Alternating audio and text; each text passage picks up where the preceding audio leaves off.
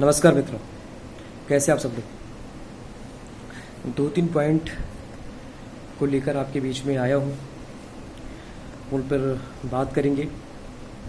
जब से जीडीपी का अपग्रेड आया है तब से मैं देख रहा हूँ, सोशल मीडिया में हो या हमारे मीडिया में हो, एक ही चीज़ देखने को मिल रही है कि इंडिया की जीडीपी -23% गिर चुकी है। क्या मोदी जी कर रहे हैं, क्या बीजेपी सरकार कर रही है। मैं आपको क्लियर कर दूं कि यहाँ पर किसी पार्टी की या किसी सत्ता की हम बुराई नहीं कर रहे हैं, किसी की अच्छाई नहीं कर रहे हैं। सिर्फ एक हकीकत जो आपको बताना चाह रहा हूँ।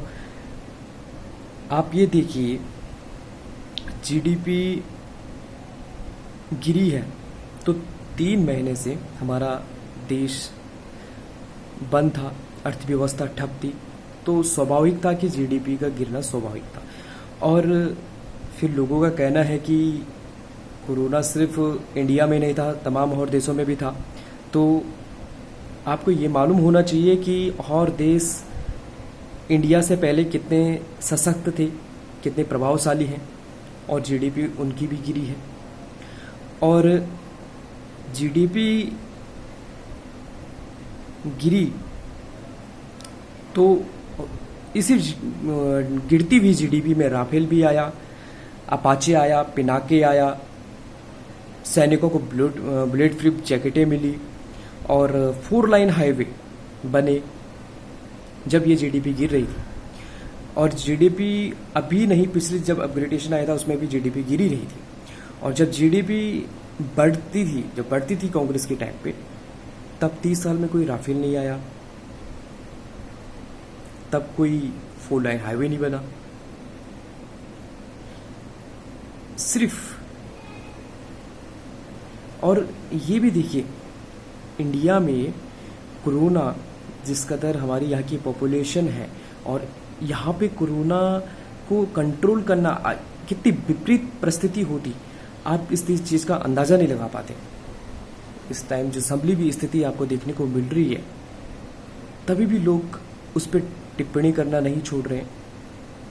बहरहाल, दूसरी अगर हम बात करें, प्राइवेटिज्म को लेकर लोग बहुत सारी बातें कर रहे हैं कि प्राइवेटिज्म मोदी ने सब बेच दिया, सरकारी कंपनियां बेच दी, बीएचएल बेच दिया, इंडियन ऑयल बेच दिया।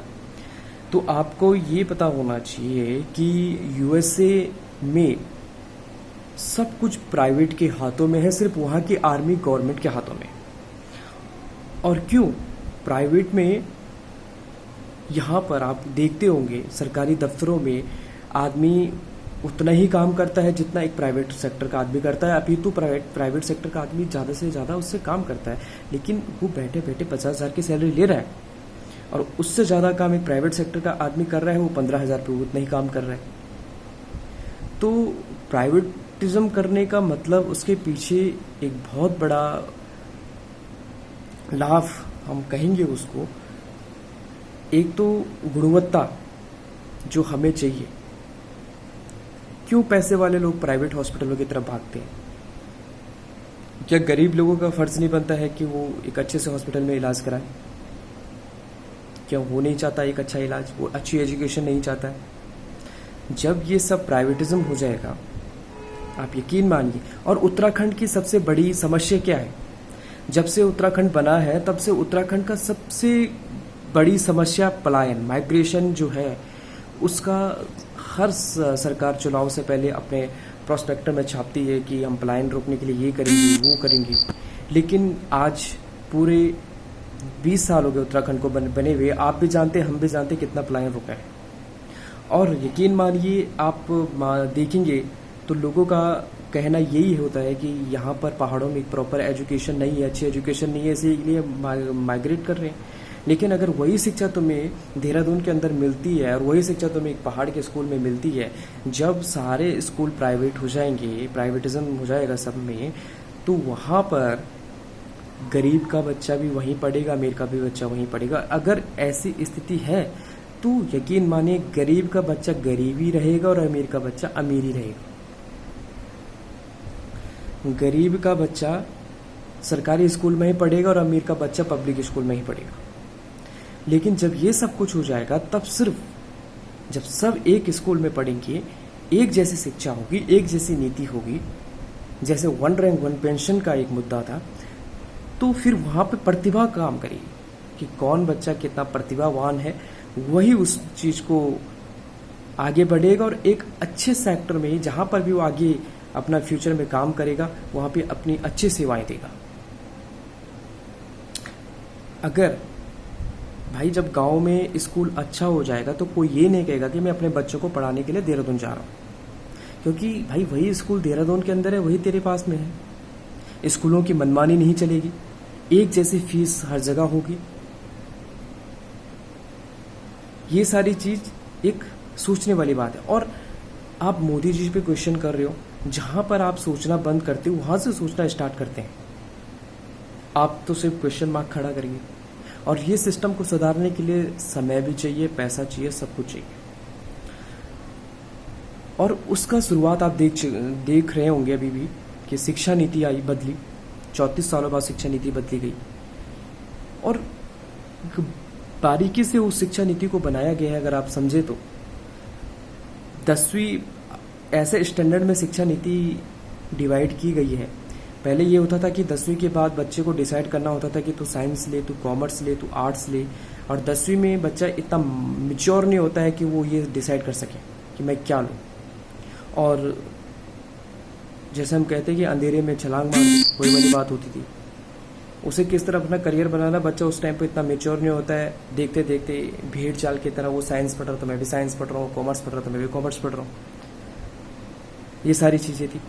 लेकिन अब 12th तक ऐसा है कि आप कोई भी सब्जेक्ट पढ़ो, कंपलसरी होगा सबके लिए। और 12th पास करने के बाद वो इतना मेच्योर हो जाता है कि वो डिसाइड कर सके कि वो क्या करना चाहे, किस फील्ड में अपना भविष्य बनाना चाहता है। अभी तो 12वीं पास करने के बाद भी बच्चों को नहीं लगता है कि हमें किस फील्ड में जाना है। क्यों? अगर किसी को अच्छी गाइडेंस मिल रही है तो वो बच्चा जाएगा ही, लेकिन जिसको नहीं मिल रही है उसको पता ही नहीं चलता है कि अगर बाद किसी को पता भी चल गया तो वो बाद में सोचेगा 12वीं में कि यार मैं 10वीं में साइंस ले लेता, मैंने कॉमर्स क्यों ली, मुझे सीए करना था बट मैंने साइंस ले ली। ये सारी चीज़ें वहाँ पे आई जो नई शिक्षा नीति में सुधार की गई है। और प्राइवेटिज्म देश को बेचना नहीं है, भ्रष्टाचारी जीरो। आपको वहाँ पे मिलेगी, जितना आपका काम होगा उतना ही पैसा देंगे, आपको देना पड़ेगा। और जो बिना काम की इतनी सारी सैलरियां खा रहे हैं उनको काम करना भी पड़ेगा। दिक्कत सिर्फ उनके लिए है प्राइवेटिज्म में जो काम नहीं करना चाहते और पैसा चाहते हैं। बिल्कुल उत्तराखंड सरकार की अगर हम बात करें कि उत्तराखंड सरकार,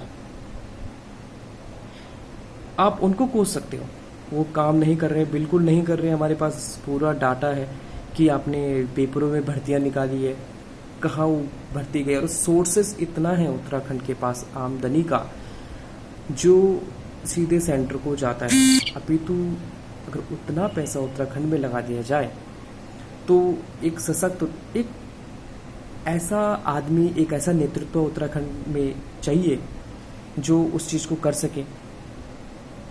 हम किसी पार्टी की तरफदारी नहीं कर रहे। अगर हम सेंटर में बीजेपी की तारीफ कर रहे हैं तो हम वहाँ पर बुराई भी कर रहे हैं।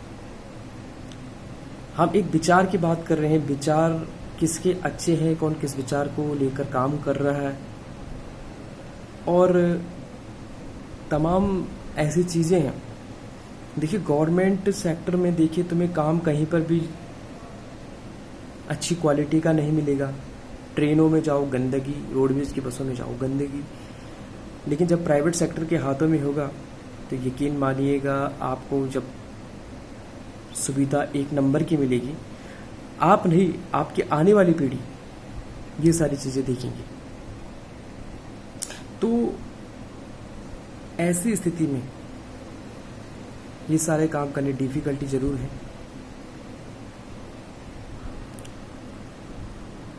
बहरहाल